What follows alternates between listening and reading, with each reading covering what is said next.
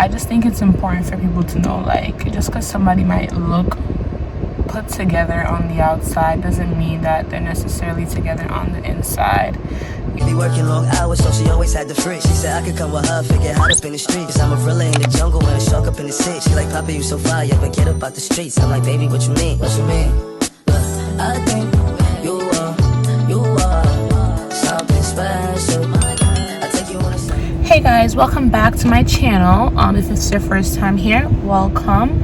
Please make sure you hit that subscribe button, like, leave comments, and if it's not your first time here, welcome back. Thank you for your support. You know, it all adds up and I'm very appreciative. Today we'll be talking about my struggle with anxiety and depression. I think I've always been an anxious person, which I think, you know, being smart and being somebody just that thinks a lot contributes to.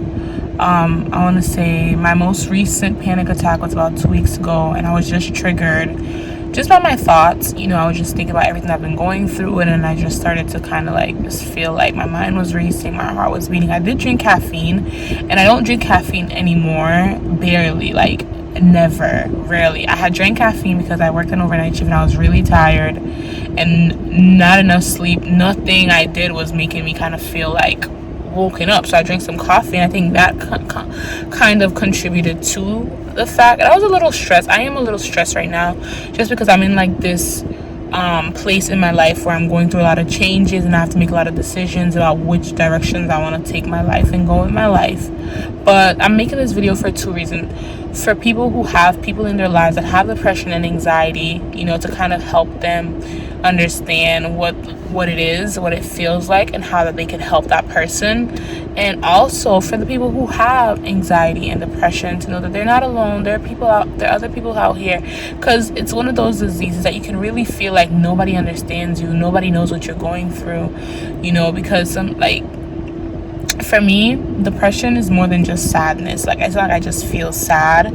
I feel like the world is ending. You know, I feel like desperate. Like, I just feel like, you know, nothing will ever get better. Like, this is the worst. Like, it might be the most trivial thing, but for me, and some people will be like, oh, you're just extra and you're just exaggerating, and I'm like, it's not, you know, I'm extra or I'm exaggerating. This is how I feel. Like, I feel like the world is ending, you know, like my world is ending, you know. Sometimes, like, I will have conversations in my head before I actually talk to somebody, and I'll think about all the possible things that they can say just so that I have my response ready, because I feel like I'm not adequate enough to carry a conversation with someone. That's the anxiety part, just like thinking about everything that can go wrong and trying to like be in control so that you can take care of it.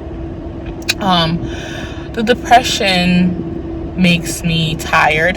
Like, I will sleep and never get enough sleep. I'll eat my feelings away, you know. So I feel like people have made comments like, oh, you've gained weight, or people will try to, like, if I'm having an argument with them, try to use my weight as like a punch or a kick to me. And I'm like, I don't really care. Like, I can lose weight, I can exercise, but people don't understand, like, the reason why I'm overweight is because I've been depressed most of my life, and I've always ate my feelings. Like, if I'm sad, I'm gonna eat. Like, I'm not eating because I'm hungry, I'm eating because I'm sad, and it makes me feel better.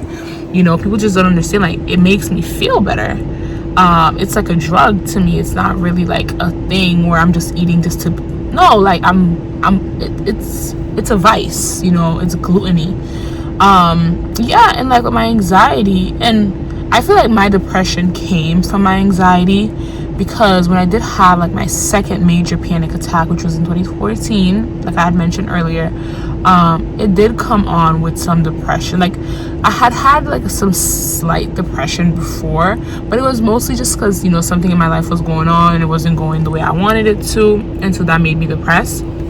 But this depression was different because I just felt worthless. I felt unworthy. You know, I felt like nothing I did was worthy of anything. Like, I almost got into a car accident. I wasn't sleeping.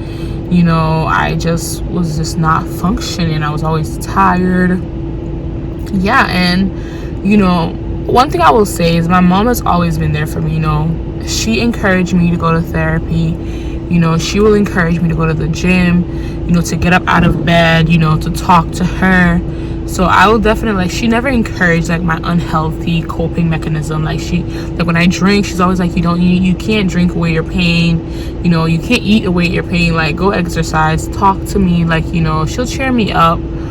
She'll tell me jokes. And so I'm so appreciative of having her, because especially because a lot of parents in general don't understand, but I think specifically Caribbean parents, African American parents, they don't understand, you know, struggling with mental illness, especially when you look physically, you look okay. You know, mental illness is such a disease, it's such a crippling disease, and it's so hard because people look at you and they think everything's okay with you. You have all your limbs, you know, like, you seem like a normal regular person, but they don't understand inside you, your head, your mind, it's not normal, it's not okay. You know, like, people are like, why are you depressed? You're so blessed. Yeah, I know I'm blessed, but you don't understand, like, there's a chemically like, my mind is not chemically balanced. Like, the chemicals in my brain are not balanced, you know. Especially with the anxiety, people are like, oh, you know, why are you so anxious? You know, like, you can't control it, just let it. I'm like, you think if it was that easy for me, like, going through a panic attack, like, I went through a panic attack 2 weeks ago, and it took me 2 weeks to get over it, because after I had that major panic attack, I kept having little tiny ones, and I almost wanted to get into a depression again, because I was like, I was doing so well, and, you know, now this thing is coming back, you know, what am I supposed to do? One way that I deal with my depression and anxiety is I pray to God. You know, I listen to gospel music.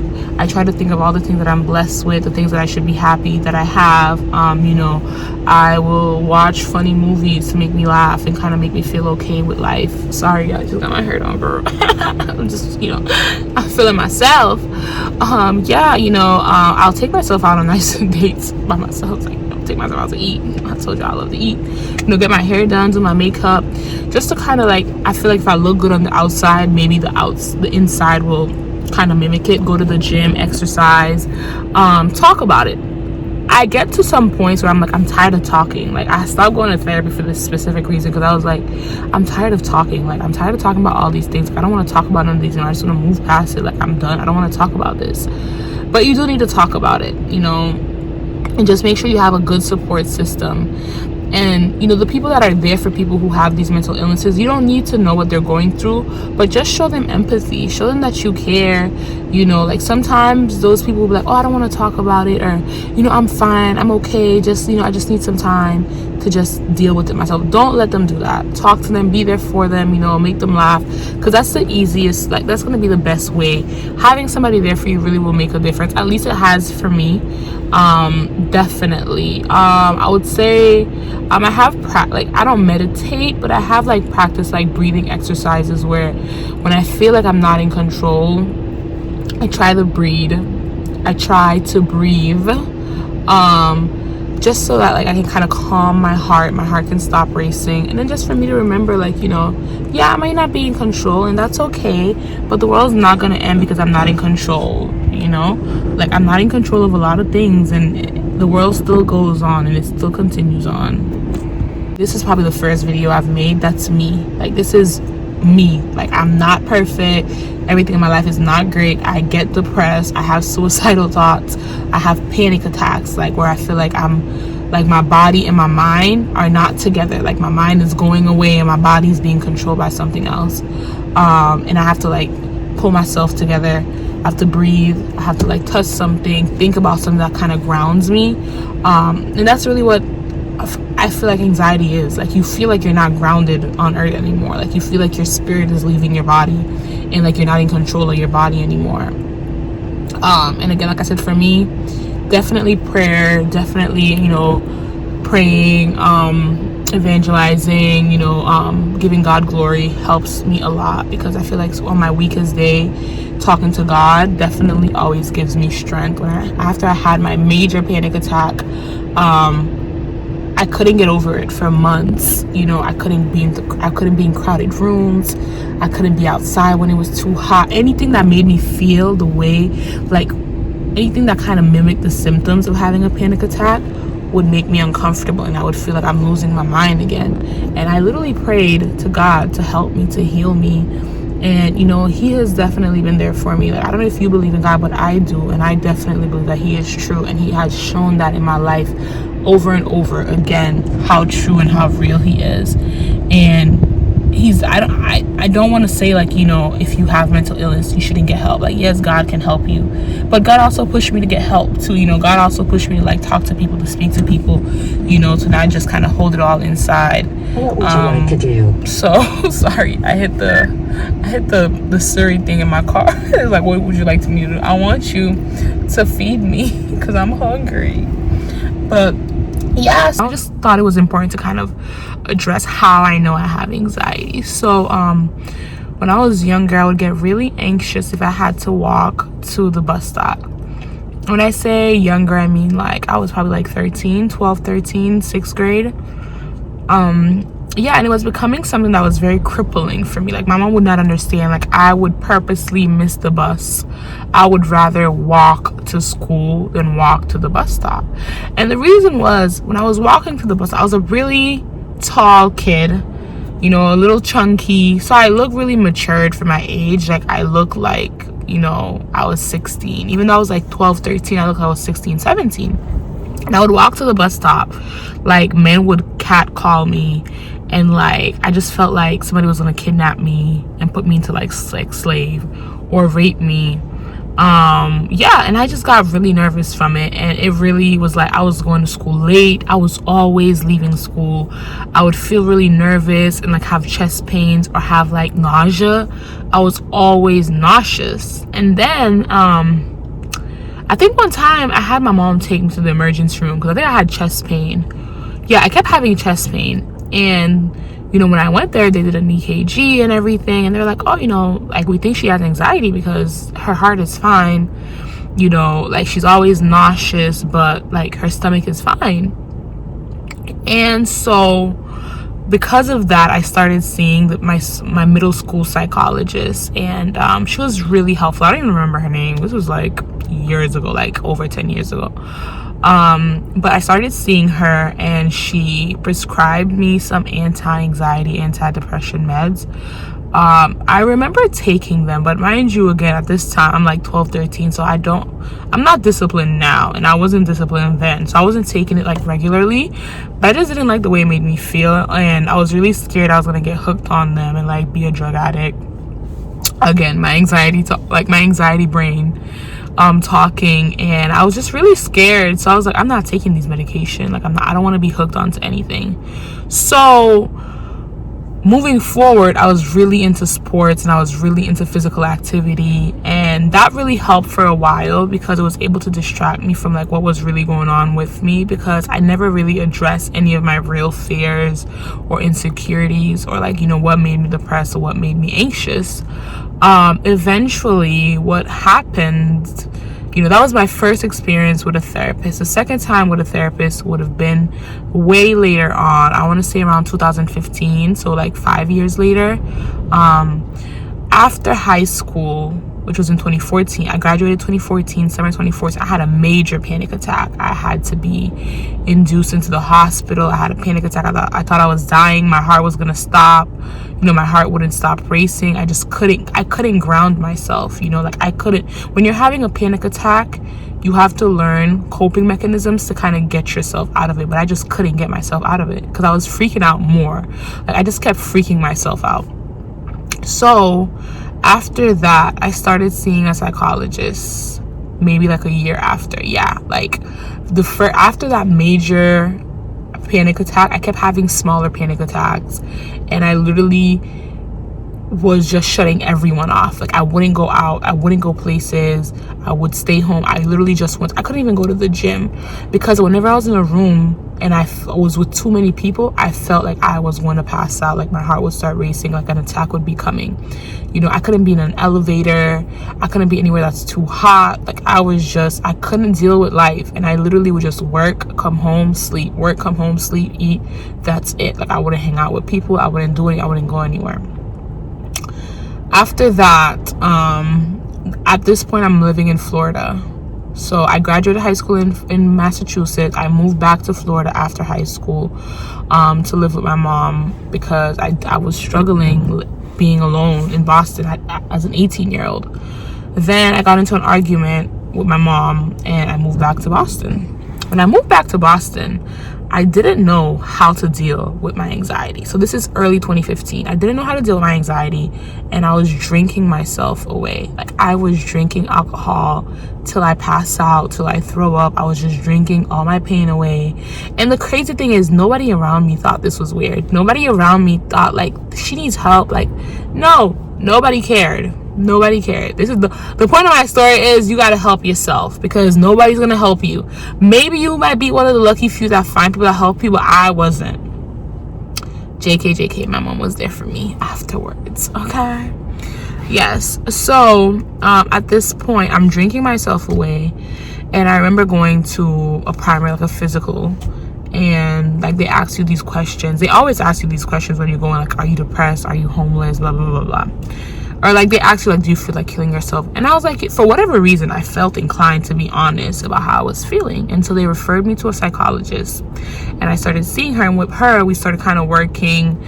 I wouldn't say we were working towards like my actual issues. We just talked about them, and I didn't feel like it really was like helping, but I did feel a little bit okay and better in life. I saw her on and off for like a good couple of years. I want to say until 2016. Then I stopped seeing her because I felt like I was okay in life.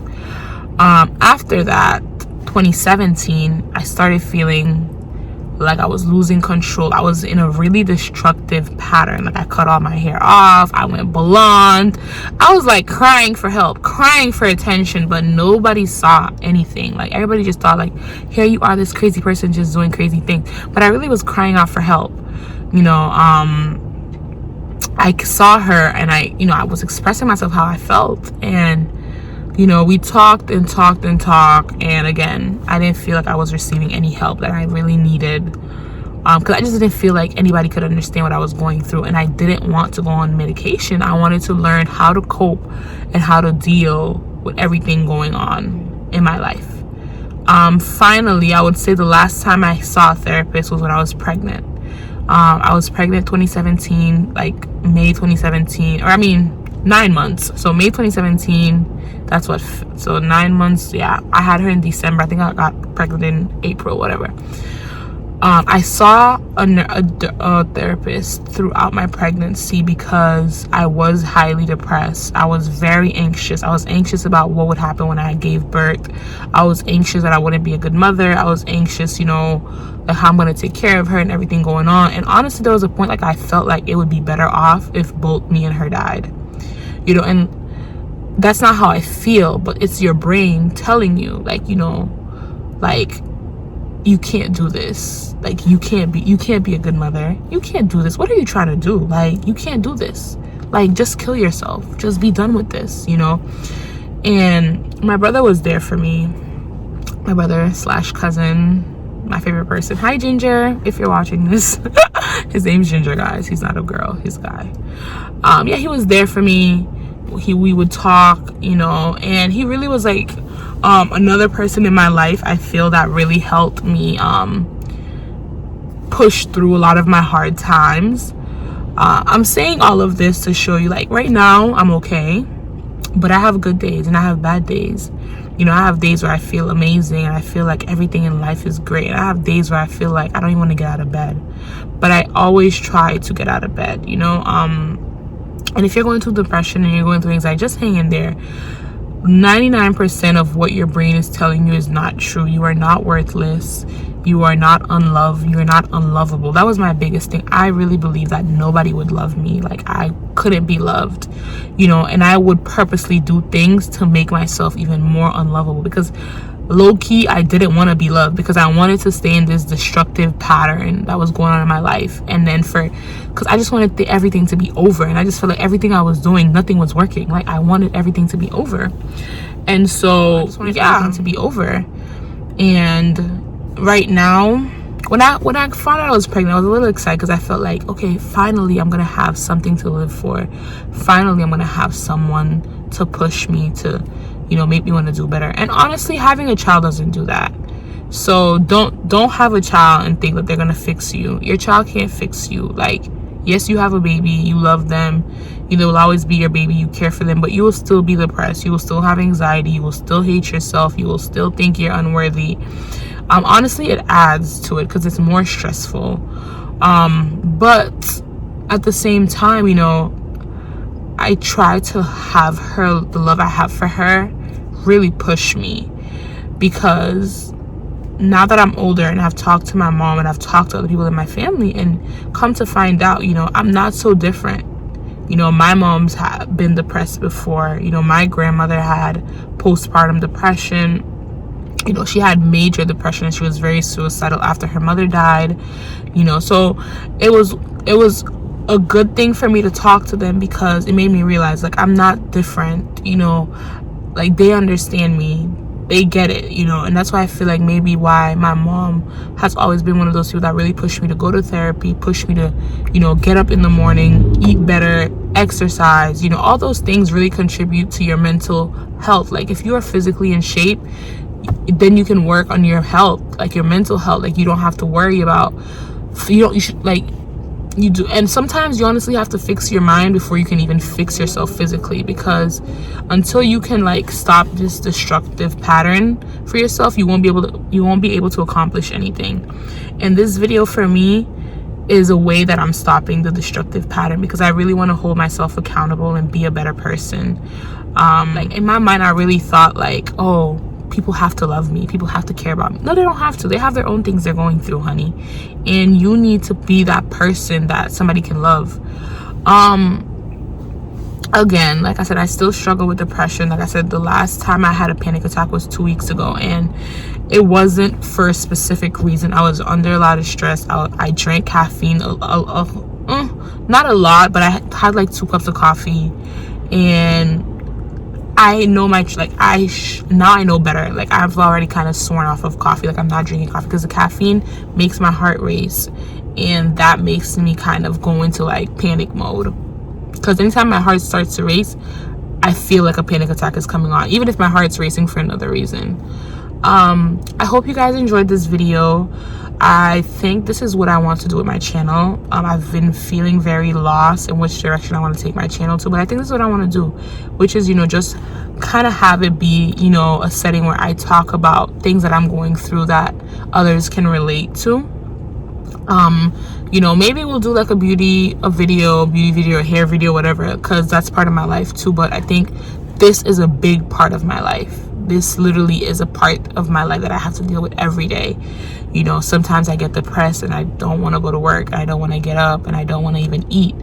And sometimes, you know, I don't think I'm bipolar.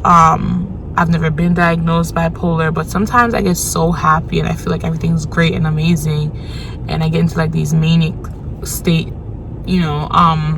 But I think that when you acknowledge your problems and you know what's going on with you, it's easier for you to address. It's better, you know. Like, if you don't know what's going on with you, it's scarier. Because the first time I had a panic attack, it was the most scariest thing in my life, because I thought I was dying. I thought somebody put roots on me, somebody was trying to do voodoo on me. I thought my soul was leaving my body. But now that I know what it is, anytime I'm about to have a panic attack, I can feel it coming. I try to ground myself. I try to hold on to something.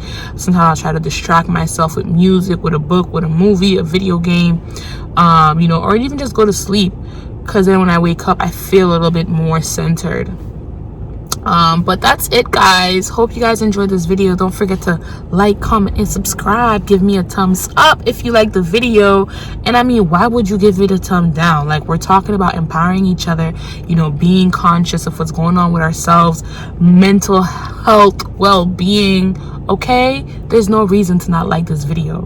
Bye. See you guys next time.